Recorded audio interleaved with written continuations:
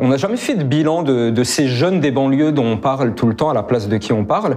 Et ben là, on a ces ex-jeunes qui aujourd'hui ont la quarantaine, qui racontent leur parcours, que ce soit professionnel, leur parcours scolaire et leur parcours aussi d'identité. Dans le bouquin, j'ai un chapitre sur un copain qui ne se sentait pas français à la vingtaine et qui aujourd'hui se sent français et tient à ce que ses enfants se disent « on est français aussi ». Et faut laisser le temps.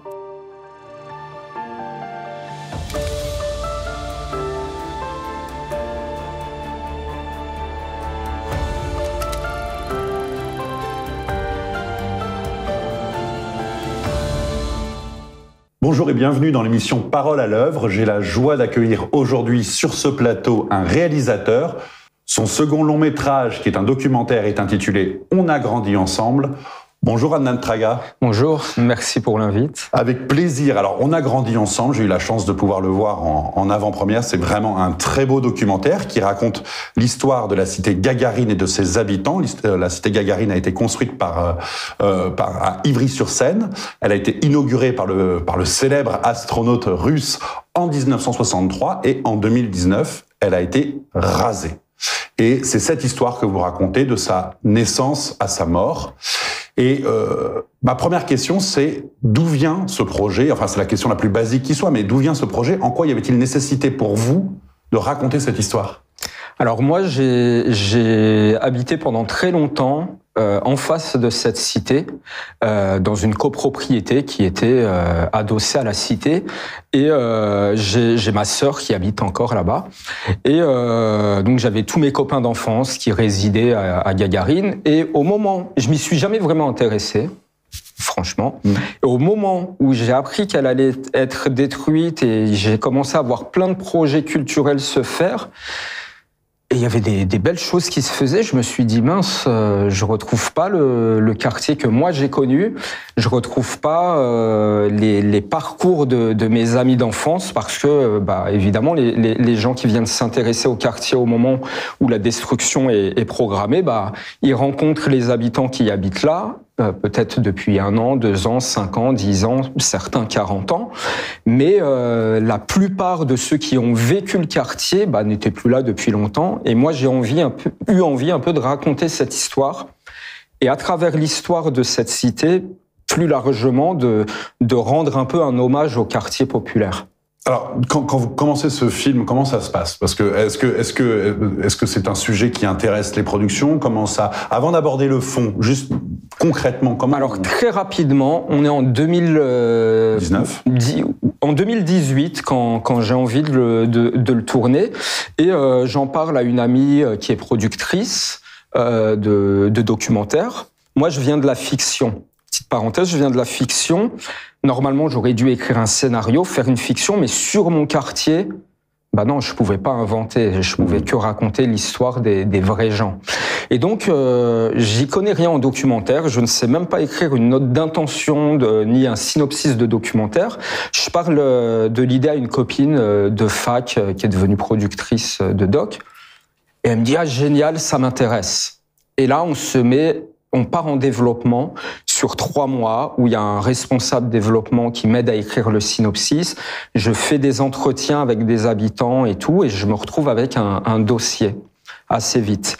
Et les habitants, j'ai choisi des amis d'enfance ou des parents de mes amis, et j'ai choisi les parcours qui me semblaient les plus représentatifs, mais aussi les plus valorisants, je veux dire, parce que j'avais pas à les valoriser, ils avaient pas besoin de moi.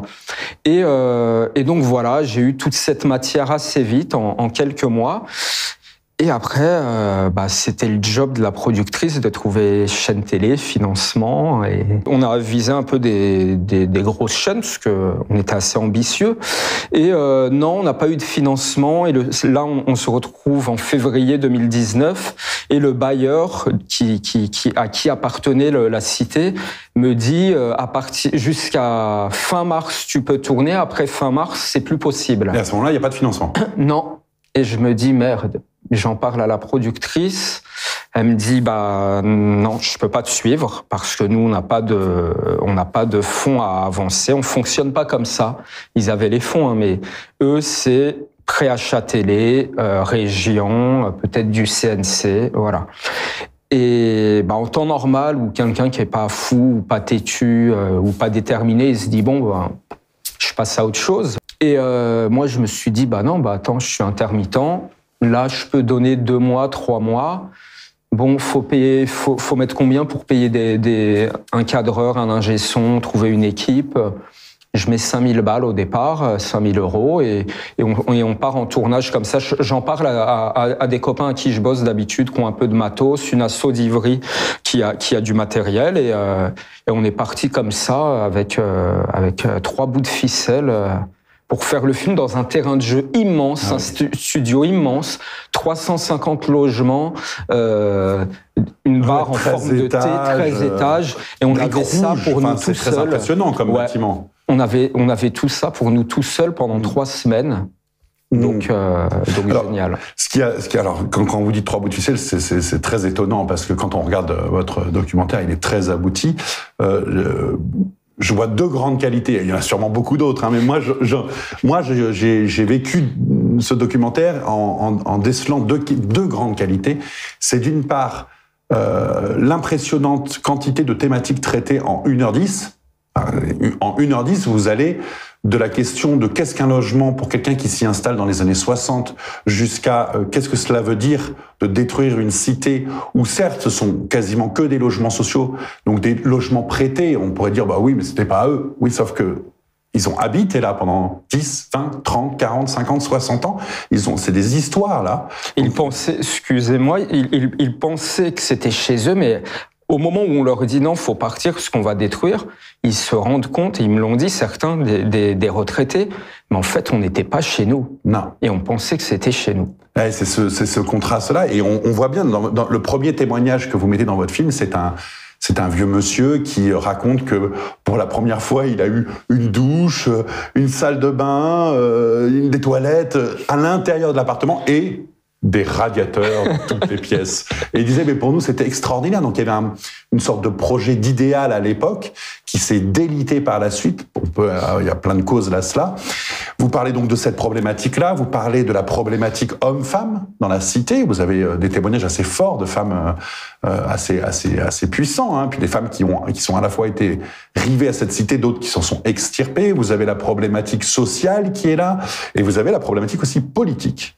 Parce que vous abordez de front l'idéal communiste de ce qui a permis la cité en 60 et d'un rendez-vous manqué. Et j'aimerais bien que vous reveniez sur ce rendez-vous manqué. Enfin, comment s'est opéré ce basculement, parce que il est quand même très représentatif d'une réalité dans les cités. Ouais. Je peux en parler moi à mon niveau perso. Moi, mon père, réfugié politique marocain, plutôt socialiste au Maroc quand il est parti, s'est retrouvé en France et à Ivry très politisé. Il a sympathisé avec les communistes du quartier. Il avait sa carte au Parti communiste. Donc j'ai baigné là-dedans, mais j'ai jamais été attiré, même au collège, quand des membres de la JC, des jeunesses communistes, venaient nous voir, parce que c'était le cas à Ivry. Il y avait des membres des jeunesses communistes qui essayaient de recruter les jeunes collégiens, lycéens et tout. Et pour nous, c'était un truc de blanc, dit clairement et frontalement, parce que la JC, les communistes, quand on les regardait, c'était pas nous. C'était pas nous, alors que moi, mon père était dedans et que j'allais à des réunions des fois, mais je me sentais pas représenté par eux, je ne me reconnaissais pas en eux, et voilà. Et le problème, c'est que eux, c'est toujours facile de critiquer ceux qui sont au pouvoir, mais chez nous, c'était les communistes. Et ils ont fait plein de choses pour les populations des quartiers populaires. On avait accès à la culture, au sport, aux vacances pas chères. On avait une ouverture qui n'était peut-être pas permise dans d'autres villes, je sais pas. Mais au moment où on voulait dépasser ce plafond de verre, donc accéder à des responsabilités, il y en a qui voulaient faire de la politique, il y en a qui voulaient avoir des boulots à la mairie, c'était un peu plus compliqué. Et même pour les logements sociaux, la plupart de mes copains qui habitaient à Gagarine, quand à 20 ans, 25 ans, on faisait des demandes d'HLM à partir de 16 ans, donc au bout de 5-10 ans, on avait droit à un logement, un studio, un 2 pièces. J'ai plein de copains qui ont habité à Gagarine, 2 étages en dessous de chez leurs parents. Limite, ils auraient pu leur descendre... C'est-à-dire que vous aviez le droit d'être, on va pas dire assisté, mais aidé, mais vous n'aviez pas le droit de devenir responsable, vous aussi, à l'époque, oui, il y avait un problème pour devenir acteur. Parce que ce que dit un de vos personnages, comme si c'était de la fiction, un de vos témoins, c'est qui est rappeur, il dit à un moment, bien, en fait, les communistes sont restés à une mentalité d'ouvriers blancs, alors que la réalité a complètement changé. D'ailleurs, le premier témoin, le vieux monsieur, dit aussi au début, on était très mélangés, puis après, il y a eu une immigration maghrébine qui a changé le rapport, il expliquait qu'il y avait plein d'enfants, que ça c'était beaucoup plus difficile d'avoir du calme, mais qu'en même temps, c'était de la vie. Enfin, il y a toutes ces nuances-là. Ouais. C'est d'ailleurs une autre grande force de votre documentaire, c'est que vous ne faites l'impasse sur aucun témoignage. Merci. Aucun témoignage, ce qui est très rare parce que on pourrait avoir envie d'aller dans une direction idéologique pour essayer de. Vous essayez pas de sauver les cités en disant je veux montrer une autre réalité des cités, ce que vous faites, ce que j'ai dit, ce que vous faites, mais en mettant sous le tapis la poussière de tout ce qui ne va pas. Non. Vous dites ce qui en tout cas. Et ça me vaut des discussions engagées des fois avec des amis, des potes. Où je dis, ah non, moi, telle prise de position de tel militant qui est censé être proche de nous, ah non, moi, j'accroche pas. Parce que et c'est le problème qu'on a, c'est qu'on balaye pas assez devant notre porte. On est juste là à critiquer, dire le problème, c'est les autres. Bah non, même nous, il y a plein de choses qui vont pas. Une autre problématique sur laquelle je voudrais vous interroger, c'est sur le titre même du film. On a grandi ensemble, donc très clairement, votre point de vue est celui des enfants. Ouais.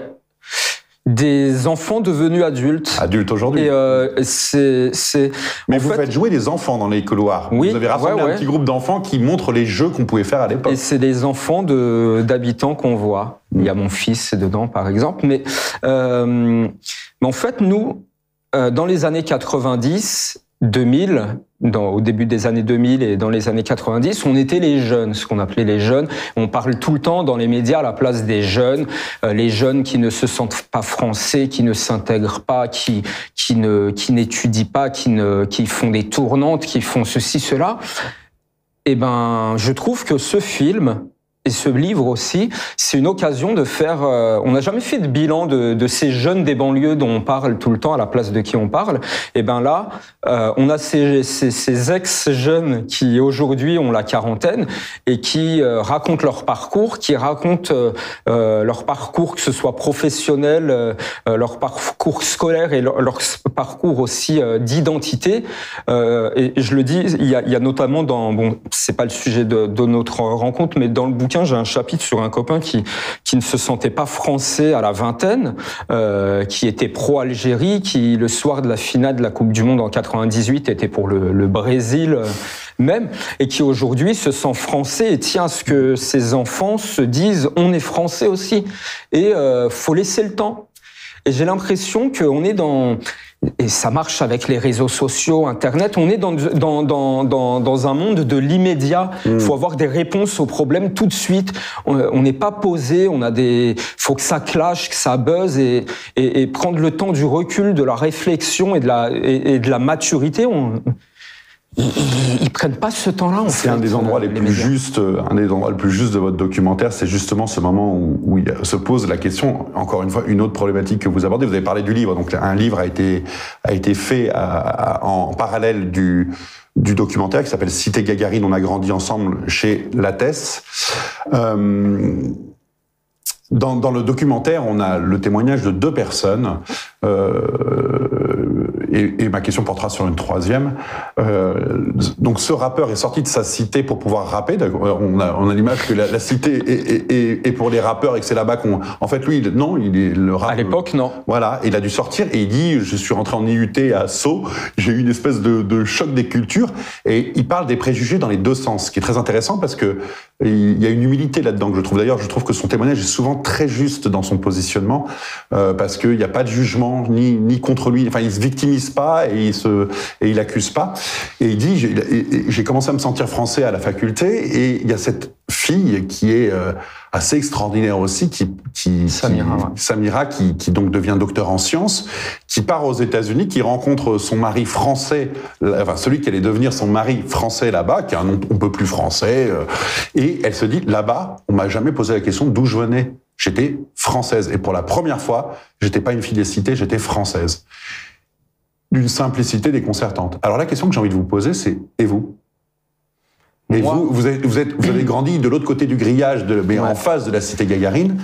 Et vous, quel était votre chemin ? Non, nous, c'était pareil. On était mis dans que ce soit au collège, que ce soit au lycée, à l'école primaire, ou quand, par rapport à nos amis un peu plus aisés du centre-ville, nous, on était vus comme des gamins du même quartier. Par exemple, quand nos copains faisaient des booms au collège, ni ceux de Gagarine, ni mon frère et moi n'étions invités.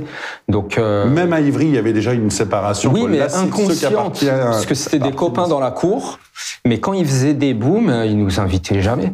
Donc il y avait des choses qui n'étaient pas pour nous. Mais alors vous, quand est-ce que vous avez commencé à vous sentir français ? Moi, je me suis senti français.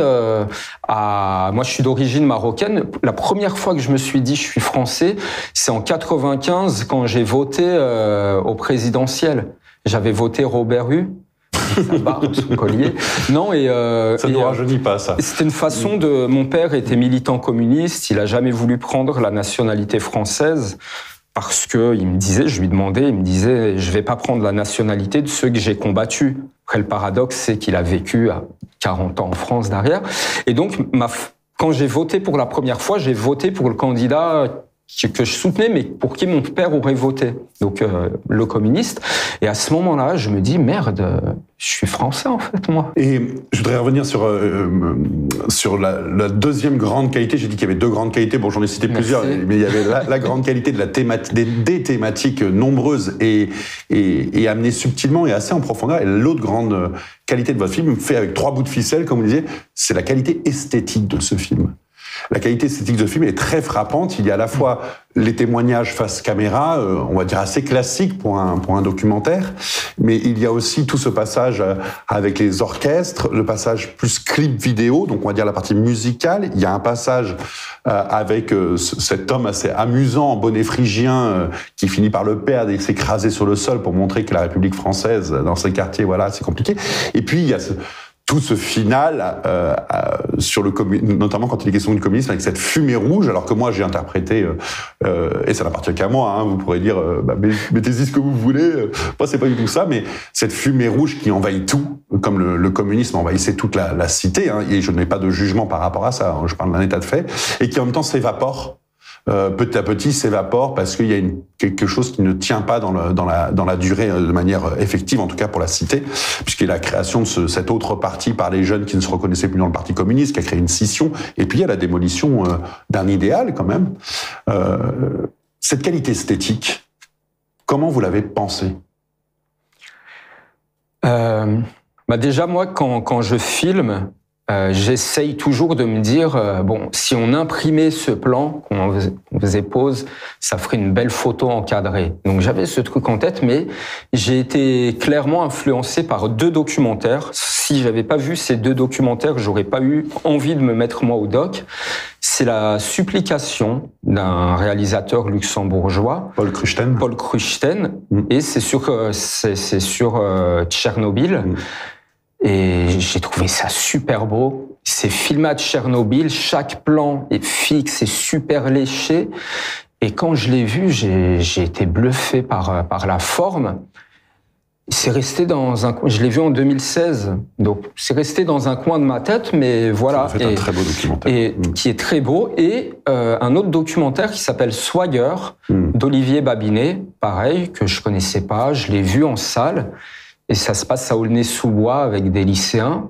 Et je me suis dit, on peut faire un film ludique avec de la mise en scène et qui montre nos quartiers d'une belle manière. Donc voilà, c'est ces deux docs qui m'ont un peu donné envie de faire dans le documentaire et de m'y essayer moi aussi en faisant quelque chose de beau. Et j'aime beaucoup la musique. À la fois pictural, à la fois clip vidéo, vous mêlez des arts. Et même les interviews, tout est filmé que dans la cité vide. Vous aimez ces ruines contemporaines? Ah, j'ai adoré. Ouais, on a essayé de rendre un beau dernier hommage. C'est une belle image qui reste du quartier. Et ouais, c'est graphique. Je trouvais c'était graphique avec ces briques rouges. Ah. Je l'ai trouvé beau après en le filmant. De fait, tu le trouvais beu en le voyant, parce que moi je me souviens, je l'ai vu la cité Gagarine en passant, parce que le train passe juste à côté. Oui, le donc, RER. Le RER passe juste à côté, donc j'y suis passé devant pas mal de fois. Je n'ai jamais été très enthousiaste, et en voyant votre documentaire, je me dis mais ça devrait être un monument national. C'est la force de l'esthétique de ce film. Dernière question, quels sont vos projets maintenant? Enfin, il y a le film donc qui sort en juin.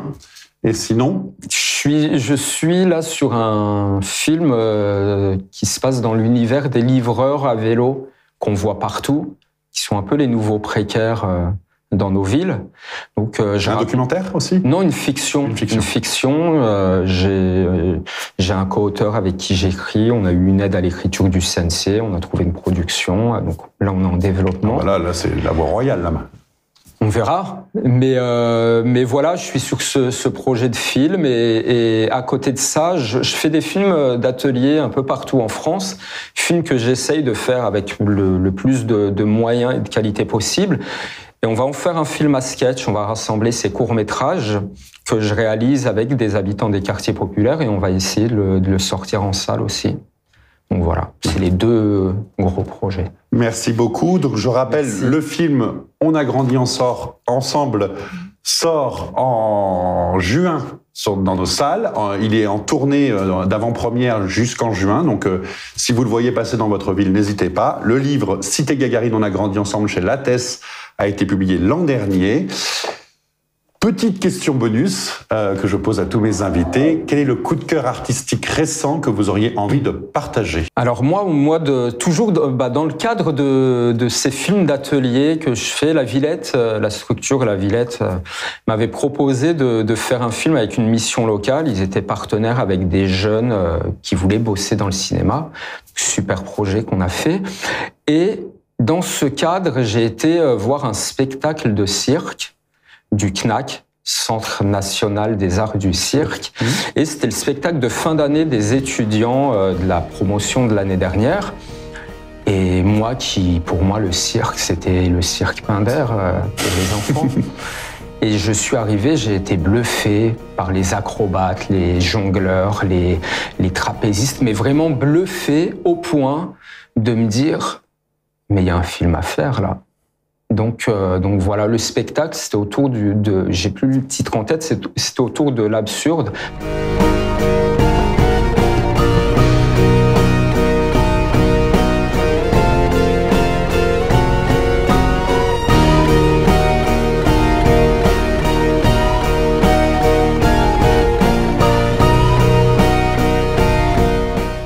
Merci beaucoup, Anan Tragal, d'être venu sur ce plateau. Merci à vous.